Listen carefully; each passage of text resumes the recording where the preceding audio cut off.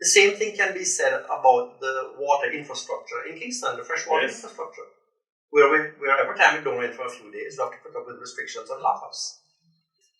A safe and secure and orderly environment so people feel their persons and their property are secure. That incentivizes investment. If you don't think that you or your property are secure, you're not going to invest. So those basic foundations of productive capacity were not invested in sufficiently. That was our main failure. On top of that, we pretty badly managed our fiscal affairs for most of those 50 years. And we have gone through regular cycles of either punishingly high public debt. We had an episode in the late 1980s, we had an episode in the late 1990s and early 2000s, which has continued up to recently. Or we had high inflation, which is actually a twin to high debt. Because essentially when you badly manage your fiscal affairs, your fiscal accounts, then the difference is either borrowed or printed. If you borrow it, you have high debt. If you print it, you have high inflation. So bad fiscal management was another element of it.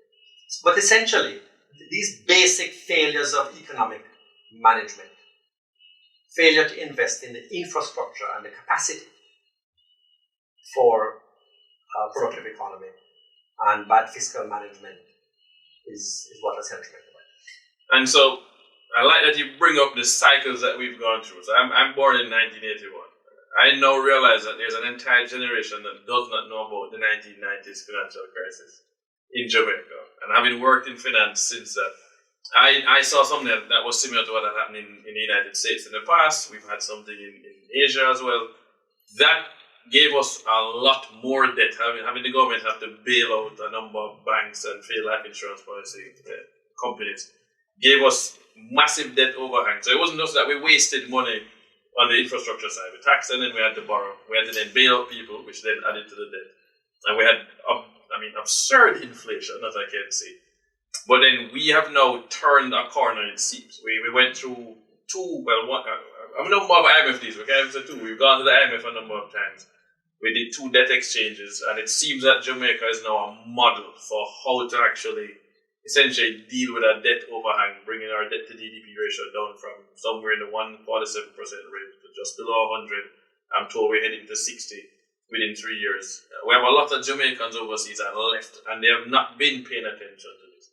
What would you tell them is different, and why this is the last 5 years are shaping a different Jamaica than what they remember when they left?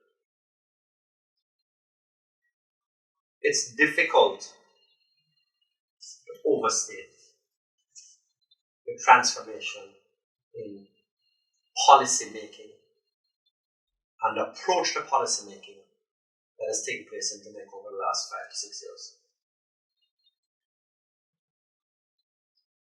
We had a situation up to then when Jamaica has struggled to create an economy that is stable enough. Stable in not having high inflation. Stable in not having high debt. Stable in not having to worry about that the exchange rate 6 months from now could be any number you could pick out of the year. Stable in not having to worry about panic and capital flight that could be any more than 4 weeks away. Right? That there was so much government debt that the threat of default was ever present. Starting 6 years ago, the government wrestled with our fiscal problem. And we went from having a fiscal deficit, which is an excess of expenditure over revenue, and we measure these things in relation to GDP, in relation to total output. So the government's fiscal deficit, the government's fiscal gap, averaged 6% of GDP for a dozen years since the start of this century. And to emphasize how bad that is, what we are saying is that for a dozen years, the government continued to overspend or undertax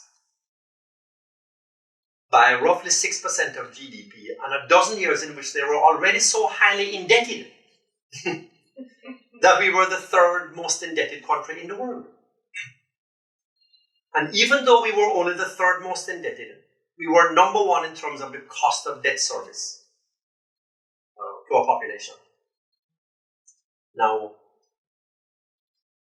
6 years later, the government's debt has come down from nearly 150% of GDP to less than 100%. Off of the top of my head, I can't think of any other country that has achieved that scale of public debt reduction without having defaulted on external debt or offered debt relief on external debt. Right. So it is an exercise in fiscal consolidation done by the country. It is very easy for people to hang that achievement upon two excuses. One is that, well, we couldn't, we're in crisis. We couldn't go on like we were anymore. Right. Well, actually, we've been in crisis since 2000. And we very well went on like that. Okay? 2012 was not the beginning of the fiscal crisis. So, it's not because it could not have gone anymore.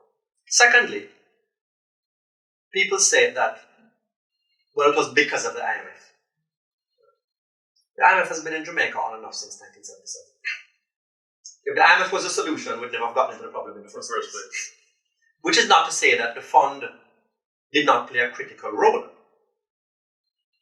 But it was a critical role that they were willing to play in every previous agreement that Jamaica did not adhere to. So, take no credit away from two successive administrations now that have exercised responsibility and implemented difficult economic reform. But beginning 6 years ago, that process began of fiscal consolidation and improved fiscal management. Right. We went from a deficit of a fiscal accounts imbalance of 6% of GDP to a roughly balanced budget in 1 year flat. And we have maintained more or less balanced government accounts since then. In addition to that, the management of monetary policy has improved. Our inflation rate over the last 4 years has been less than 5% every year. We have improved in the ease of opening and doing business, which has been reflected in our improved score in the World Bank's Doing Business Index.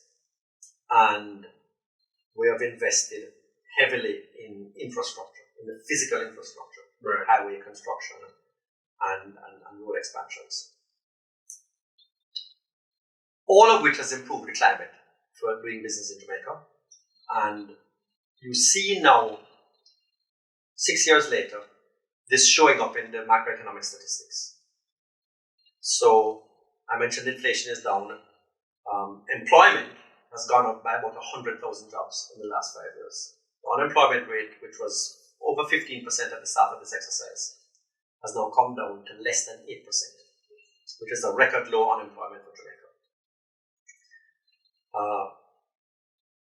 Investment is booming, and you don't need to look at the national accounts data to see it. You can drive around Kingston and around Montego Bay and you physically see it. Yeah. You see the construction cranes.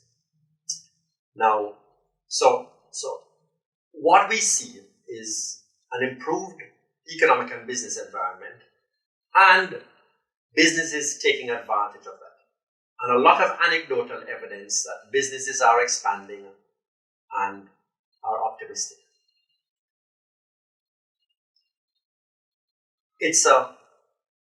So Jamaica is different and improving in many ways. This is the beginning of the journey. As I said, economic growth is an elusive thing. we are yet to see this incipient improvement translate into headline economic growth in terms of the GDP numbers. Right. And risks remain. We're still a highly vulnerable economy. We're one good category 5 away from having a difficult fiscal situation to manage again, even though we have more fiscal room now.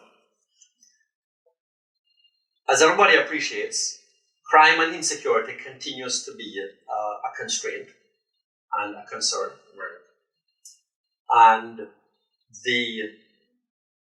that improvement in employment is starting to be a constraint itself. That we don't seem to have either the numbers or the skill levels to be able to sustain rapid economic growth. Right. But all that apart, the sense of what is happening in Jamaica's economy is quite different and looks like it has some legs.